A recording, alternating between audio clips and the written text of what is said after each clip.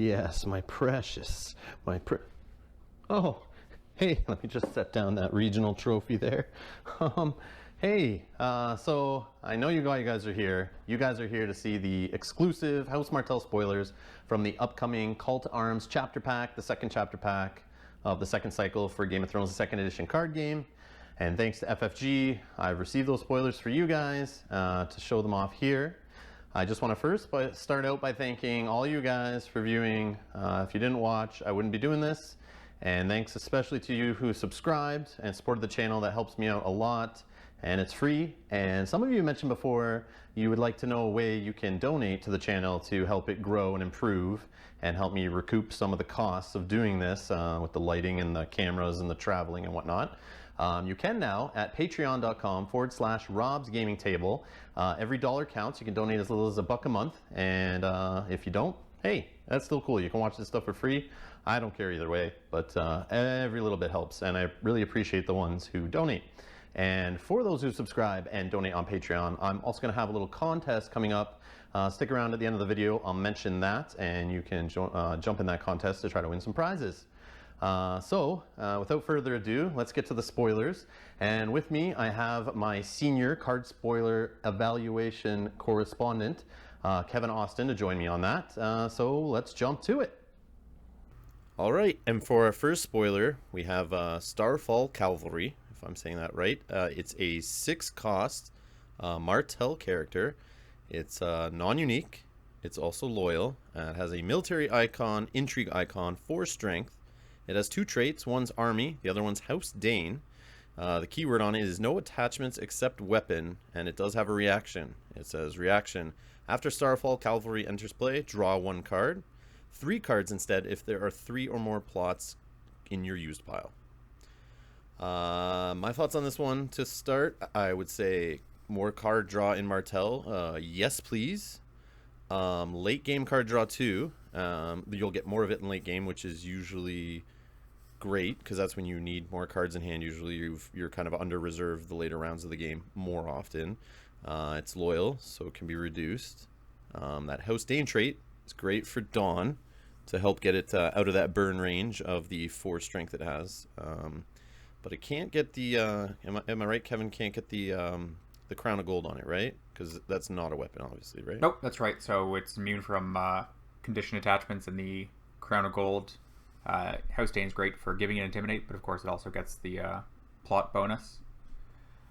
Yeah, it's good stuff. It's definitely good to see another card that gives you draw, so you don't have to depend on using Doran. So this is definitely, until they get more lords or ladies or a new Red Viper, Doran might be sitting out, unless you are going for Turbo Viper at the moment.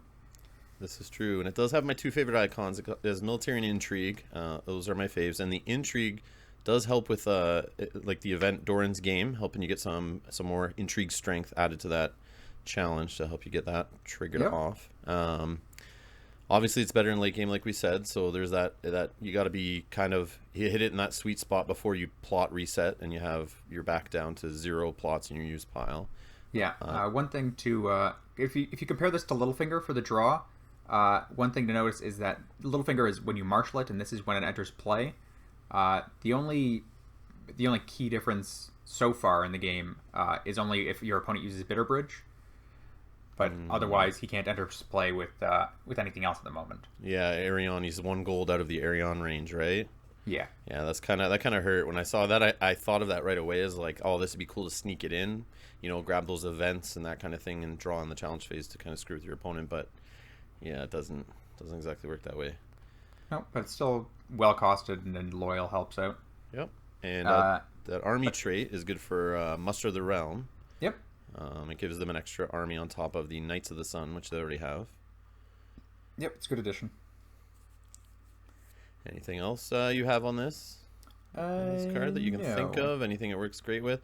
They're getting a lot of 6s in Martell, which isn't that bad, but it's certainly something you have to keep in mind when you're deck building. Yeah, it just makes you wonder, like, how many of these do I run? Or is this for a completely different deck type that may have more cards fueling it coming up in the rest of the cycle? that might make you think of breaking it off into its own deck. That'd be completely different from the other 6 costers that you'd be building. Which, yeah, I definitely think that he and Doran will be in separate decks. yeah, exactly. The other thing to note is if you do like this army card, this helps towards the voting for the Red Fork in the Battle of the Trident later in the year when Store Championship come out around Worlds there, and you get that voting for that army agenda. So Team Red, this is for you. And it could give all armies ambush. You could throw this in and draw cards during Oh God, during challenges for all we know. that'd be amazing. So yeah, if you like this card, vote army. All right. So that's our first spoiler, and I guess we'll go on to the next spoiler. So Kevin, if you'd like to go ahead and read this one. Here we have Venomous Blade, which is a Martell attachment. It's loyal. It's 3 cost. It has the weapons trait. It is Martell character you control only with ambush 3. The attached character gets +1 strength. It also has a reaction after Venomous Blade. After Venomous Blade enters play, place a poison token on a character with British strength 2 or lower. At the end of the phase, if that character still has that poison token, remove it and kill that character. So it's definitely interesting. Of the targets, we'll just say out of the way, reducers and chuds and military claim. That those are obvious things, but building up to the most interesting one, you can also hit most of the maesters. You can hit Sansa, the original one, Arya, though she could save usually. Our new friends Janos, Slint, and the Pyromancers are within range of this, but I think the most interesting one would be Bran. I agree. He was when I did a search, an interesting thing, you guys, go do a search on ThronesDB at the time of watching this video. There'll probably be more characters, but at the time of recording this video, when I did a search on ThronesDB, sorted it by characters with strength 3 or less than 3 strength. 76 characters show up. And that's a lot of targets. And the one, there's also, it hits another higher cost one, is that Captain's Daughter, I think it's called. Yep. That's another Captain's one Daughter. where it's like those higher cost cards like Pyromancer and Janos Slint and Captain's Daughter, you want to run them, and you want to pay for them, do them for the cool effect, but now there's another reason on top of Grey Wind, I guess, that makes them even more riskier to have out, and another way to get rid of them, to basically make your high risk investment just fall apart. Yeah, and the important part about this is the reaction doesn't depend on ambush, so the poison token can resolve during the marshalling phase. And that I think is the best time to play it is in marshalling, because you get rid of that military claim, right? So yeah, it's got that poison token kind of downside of where you throw it on a character, they stick around, and then sometimes they'll just claim them anyway for military claim, which they'll do more often than not, even for a chud. That chud might even be gone. Your target that you're saving this for in the challenge phase might not still be out on the table when you want to do it then, but might be able to hit it when it's in the marshalling phase. Yep. So getting rid of Bran, I think is pretty big for Martell for events like Vengeance for Ilia or additional tiers, or if you are playing Doran's game. It's definitely good to get him out of the way during marshalling so that you're free, well, more free to run rampant with events. This is true. This is true. So another thing I noticed about this card that I didn't catch on first reading is it doesn't have the intrigue icon restriction that Tears of Lys and Tyene have. So you can throw this on little Lannister characters with intrigue icons like Brothel Madams and stuff like that. They're not protected from this, which I think is very interesting. Yep. The other thing I got here is it's not terminal, so it goes back to hand. So if any of you guys know Venomous Blade from first edition, it was a Shadows card, and it went back to Shadows, which basically is just a face down card on the board, and you could bring it back out. So sometimes you could do it a couple times in the same round, or you could do it once every round. It was repeatable, so you maybe run one of these in your deck, but you get multiple uses out of it. So and that went back to Shadows when you lost a challenge, I read. Yes. Yeah, you triggered to go back to Shadows, but this kind of has the same thing in it, where you could stick this on one of your characters that is going to leave play, like a Bastard Daughter, or something in First Snow deck. You're gonna throw this on a character who's gonna come back from First Snow, and you'll get it back because it's terminal, and you might be able to play it out again and mess with your opponent. So you could do it in marshalling, throw it on a Bastard Daughter, let's say, and then in challenges kill the Bastard Daughter, get this back, and then ambush it back out. If you're, like you said, get gold from a Doran's Name or Tower of the Sun and get some gold in the challenge phase, you can use it for that. Yep. Another interesting thing is it can be your own character. poison token doesn't have to go on the opponent's character. So those janky players out there that like to do fun stuff, I'm sure you can throw it on your own, like Bastard Daughter, to kill them in the marshalling phase to hit your opponent's hand before they marshal. If I'm right with that, I think I am right. That you can do that. Yeah, it doesn't seem to have It's any not a restriction. challenge restriction, right? Bastard Daughter's reaction, and Nope. then also the Cell Swords. If you want to play them as a banner card, you could throw this on them, kill your own Cell Swords, just to get that gold to play an event. Kind of silly, but Unfortunately, since follows the poison token restrictions, it happens outside of the phase. oh, that's right. I knew it'd be something there. Okay, so can you even react the Bastard Daughter to it at the end of marshalling then? Yeah. Bastard Daughter doesn't have any restriction. Like, Bastard Daughter's interrupt even triggers off of Wildfire. Oh, okay. Yeah. That makes sense. All right. I just know with the at the end of phase thing, if it's after that, you can't do any reactions. Or Yeah, as far as I know, it basically falls outside of the Eerie, and it doesn't count as in the challenge phase. Oh, that's right. Okay, that makes sense. The cool part is, as like other positive attachments, this is good against Sea Stone, Raiding Longships, Plasma Punishment. You can throw this out on a character just for protection, and even do it sneakily with Ambush, which I think is pretty cool. I don't know how often you're going to be saving 3 gold. Yeah, I don't know how, like, you did mention how repeatable it is, but it is costly for the effect. Agreed. Yeah, so I don't see it being like really efficient in that way, and it obviously is better to play during marshalling when you could actually reduce it with fealty. Yeah. For the loyal reduction there, instead of ambush, you can't reduce it, so you'd be paying that full 3. Right. But I don't know. I just like the flexibility of ambush keyword being on an attachment. Yeah. I think that helps a lot. It's just gives it that other option, another thing to be in your hand that you're not sure what they're saving gold for. And let's see what else I got here. That extra strength, I don't know if you mentioned it, helps out with Red Viper's effect. It's not huge. Yeah. But any plus strength helping characters get above 4. So like even the card we just mentioned, Starfall Cavalry. This is a weapon, they can take it, gets them to 5 strength, so helps out with the burn. Yeah. Taking things like Dracarys to the chin. Yeah, and in the future, I don't know if people are going to get hot on Street of Steel or the other similar streets, but being able to search out a weapon might be useful in the future. Interesting, yeah, true. If you have, like, 2 copies of this and 1 copy of Dawn and maybe some items like Seal of the Hand, then it might be worth running those in the future. True. And I like this just for the flavor aspect, the fact that it uses a poison token. I like that there's another thing, especially Martell related. Their things are specializing in poison, so just another reason to use a poison token. I think is always fun. Keep those tokens around, give them some other uses.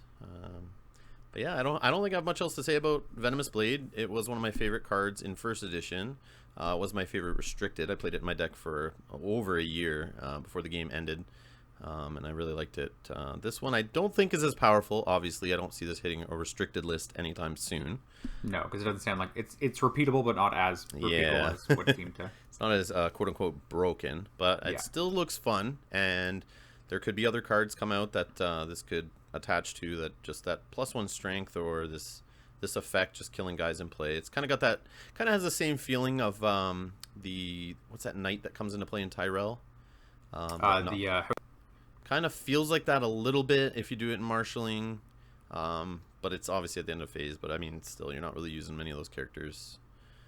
They just want to make it till challenges, so that's kind of cool that you're like kind of just changes the board. Maybe after your opponent marshals, you drop this in and kind of throws their game off a little bit because maybe they only played one little chud to protect their guys. Now they're in that spot where they have to kill something important. But yeah, anything else from you, Kevin, on Venomous Blade? Definitely an interesting card, and I think it'll see some play as the cycle moves forward. So overall, let me know what you think about Starfall Cavalry. Would you put in a deck right now? How do you see it going? In Martell I haven't played Martell main in a while, but yeah, I definitely think it has a place in most of those decks. If you're definitely focusing on the Sand Snake sides with Harmon Wheeler rather than Lords with the Red Viper and Doran, then I think he definitely has a place alongside all the Sand Snakes, Tyene and Harmon. Yep, I agree. I think this card will be playable. I think it's a pretty good card. Card draw is great. Even that 1 card replacement, even if you see this guy early, just to get a big body out on the table, you got fealty going, you reduce him down to 5, you drop him in, you got an army, maybe you can get a Dawn on him and get a card back. I think that's just that alone makes them really efficient. And then late game, you see another copy, you drop into play, you're getting 3 cards. So, and card draw in late game can help you come back in a game too, when you're falling behind. So I like that aspect of it. It's not exactly a win more card. Sometimes this can get you back in the game and get that body out on the table to maybe help you win some challenges and slow your opponent down, which Martell's trying to do, right? Slow you down, get to the late game, and always then rush for the win. And what do you think about Venomous Blade overall in decks and its overall goodness right now? I don't think it will fit in every deck because you probably just need the economy to handle it. But I think Fealty it would have a place in, and some of the other builds as well. Yeah, I like it. I could see throwing it in maybe as like a one-of right now. I don't know how efficient it is. It's something that you'd have to play, and it would kind of be based on the meta. If people start running lower cost characters, or they come out with some juicier ones, or like Pyromancers become the hotness, and Janos Slint is in every Lannister deck, maybe. But I mean, other than that, in most cases, it's just going to kill a little Reducer Chud or a Maester. And I mean, I would love to kill Maester Crescent. Oh, unfortunately not Crescent. Oh, man. Crescent's one of the only 3s. Yeah. No way. Crescent, Lomas, and really? Maester of Starfall are 3. Oh, yes, it's no Crescent. way. Damn it. Because Crescent is unpoisonable, if you've ever read the book. Oh, okay. So it's Kaliot, Aemon, Lewin, Windermere, and House Maester, I guess, are the only Maesters. Yeah, I think we forgot one, but I don't bother to think about it. Okay, my bad. I just assumed it was all Maesters are a little too costly. No, I thought that as well today, but... Or too strength weenie, sorry. Okay. All right, then. Well, that wraps that up. Oh, it's done. Hey, just want to say thanks to Kevin for joining me on that. I appreciate it a lot. I know you guys like his insight, and a few of you have commented before how you appreciate him in the videos. So thank you to Kevin for joining me on that.